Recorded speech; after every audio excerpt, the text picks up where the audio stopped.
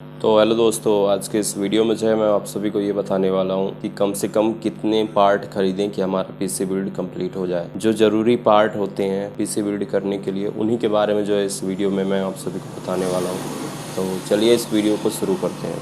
दोस्तों, पहला पार्ट है प्रोसेसर। प्रोसेसर लेते समय जो है आप सभी को ये ध्यान देना रहता है कि आपका बजट कितना है और आप जो कंप्यूटर अपना पीसी बिल्ड करने वाले हैं उस कंप्यूटर से आप करना क्या चाहते हैं। तो ये दो बातों को जो है ध्यान में रखकर हम लोग जो है अपना प्रोसेसर सेलेक्ट करते हैं। लेकिन दोस्तों, अगर आपको कम से कम पार्ट में जो है पीसी बिल्ड करना है तो आपको ये देखना है कि जो आप प्रोसेसर सेलेक्ट कर रहे हैं उस प्रोसेसर में जो है इंटीग्रेटेड ग्राफिक कार्ड हो, और साथ ही साथ आप ये देखिएगा कि जो आप प्रोसेसर ले रहे हैं वो प्रोसेसर में जो है आप सभी को एक सीपीयू फैन भी मिल जाए। तो इससे जो आपका फ़ायदा क्या होगा कि आपको जो है एक एक्स्ट्रा ग्राफिक कार्ड लगवाने की ज़रूरत नहीं पड़ेगी। अगर आप चाहें तो बाद में जो है आप एक्स्ट्रा ग्राफिक कार्ड लगवा सकते हैं। और दूसरा फ़ायदा ये होता है कि आपको जो है एक सीपीयू फैन खरीदने की ज़रूरत नहीं पड़ेगी।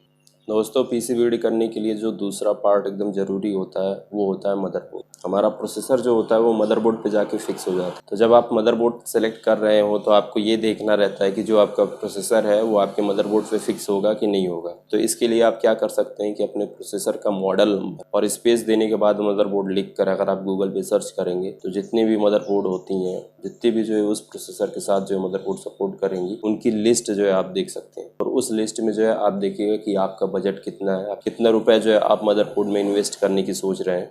तो उस हिसाब से जो है आप अपना मदरबोर्ड सेलेक्ट कर सकते हैं। दोस्तों, तीसरा पार्ट होता है रैम। रैम लेते समय जो है आपको अपने प्रोसेसर को देखना रहता है। आप अगर अपने प्रोसेसर के डिटेल में चले जाएंगे तो वहाँ पास जो है आप रैम की डिटेल पता कर सकते हैं कि आपके प्रोसेसर के साथ जो है कौन सी रैम जो है सपोर्ट करेगी, किस टाइप की और कितने मेगाहर्ट्ज की। अगर आपका जो प्रोसेसर है, जैसे कि मेरा ये कंप्यूटर आप देख सकते हैं पीछे की तरफ, इस पीसी में जो मैंने प्रोसेसर लगवाया है उस प्रोसेसर के साथ जो है DDR4 टाइप की जो रैम सपोर्ट करती है, 3200 मेगाहर्ट्ज की रैम सपोर्ट करती है। तो मैंने जो है 16 GB की DDR4 टाइप की 3200 मेगाहर्ट्ज की जो मैंने रैम ली है।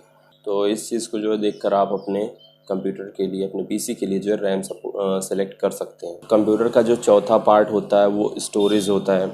अब स्टोरेज में जो है आप अपने कंप्यूटर में SSD कार्ड या हार्ड ड्राइव डिस्क, इन दोनों में से कोई एक पार्ट, या अगर आप चाहें तो दोनों पार्ट अपने कंप्यूटर में लगवा सकते हैं। तो दोस्तों, जो SSD कार्ड होता है वो थोड़ी तेज़ काम करता है और हार्ड ड्राइव डिस्क जो होती है वो थोड़ी स्लो काम करती है। इसीलिए SSD कार्ड की कीमत थोड़ी महंगी होती है और हार्ड ड्राइव डिस्क की जो कीमत रहती है वो थोड़ी सस्ती रहती है। तो इन दोनों में से कोई एक पार्ट जो है आप अपने कंप्यूटर में लगवा सकते हैं। बात करते हैं पांचवें पार्ट की। पांचवा पार्ट है PSU। कंप्यूटर जो है करंट से चलता है, पावर से चलता है। तो जो PSU रहता है वो मदरबोर्ड को, रैम को, प्रोसेसर को, सभी चीज़ों को जो है पावर देने का काम करता है। PSU लेते समय जो है आपको क्या ध्यान देना रहता है, इसमें करना क्या होता है कि जितने भी पार्ट आप अपने कंप्यूटर में लगवाने वाले हैं अभी या भविष्य में, उनकी लिस्ट बना लीजिए। लिस्ट बनाने के बाद आपको ये पता करना है कि कौन सा पार्ट जो है कितना वाट लेता है। उनके वाट को लिखना है। लिखने के बाद जो है उन वाट को जो है जोड़ देना है कि टोटल कितना जो है आपको वाट की ज़रूरत है। मान के चलिए जोड़ने के बाद जो है 440 वाट या 450 वाट या 500 वाट जो है आपका कंप्यूटर ले रहा है। तो उस सिचुएशन में जो है आप सभी को 500 में 250 300 वाट जो है एक्स्ट्रा जोड़ देना है। और एक्स्ट्रा जोड़ने के बाद जो आता है, जैसे कि मान के चलिए हमारे कंप्यूटर का 500 वाट जो है यूज़ होगा, तो उसमें जो है 250 वाट जो है एक्स्ट्रा जोड़ के हम जो है उसमें 750 वाट का जो है PSU लगवाएंगे। PSU सिलेक्ट करते समय जो है आपको इस बात को जो है ध्यान में रखकर PSU जो है सिलेक्ट करना चाहिए। तो दोस्तों, कंप्यूटर का आखिरी पार्ट जो होता है वो होता है कैबिनेट। कैबिनेट जो होता है उसी में जो है सभी चीज़ें हम जो है फिट करते हैं। तो जब हम अपना कैबिनेट सिलेक्ट करेंगे तो हमको जो है इस बात का ध्यान देना है कि जो हमारा मदरबोर्ड है वो कैबिनेट में फिट होगा कि नहीं होगा, और जो हमारा PSU है वो कैबिनेट में फिट होगा कि नहीं होगा। तो इसके लिए जो है आप सिंपल मदरबोर्ड का साइज़ पता करिए कि आपके मदरबोर्ड की साइज़ क्या है, आपके PSU की साइज़ क्या है, और उस साइज़ का जो है आपको अपना जो कैबिनेट होता है उसको जो है ख़रीदना चाहिए।